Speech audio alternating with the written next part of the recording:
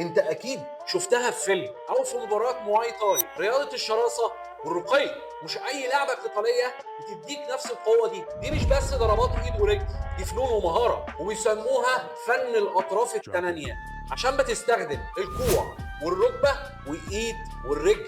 بس استنى، المواي تاي مش لوحدها في العالم ده، في كاراتيه، جوجيتسو، كيك بوكس. كل رياضه ليها اسلوبها ومزاياها. بس عارف ايه الفرق؟ المواي تاي بتديك خليط بين القوه والتحمل، تبني جسمك وتزود تركيزك. لو عايز تبدا اوعى تقلق، مش شرط تكون بروسلي، الموضوع محتاج شويه صبر وتمرين. وهنا بقى يجي السؤال، انت مستعد تواجه نفسك قبل ما تواجه خصمك؟ لو عاوز تتعلم مواي تاي ابدا دلوقتي. في الفيديوهات الجايه هخليك تربط الرياضه بالتغذيه، تخلي جسمك ماكينه حقيقيه. تابعني وسيب لي كومنت لو عندك اي سؤال.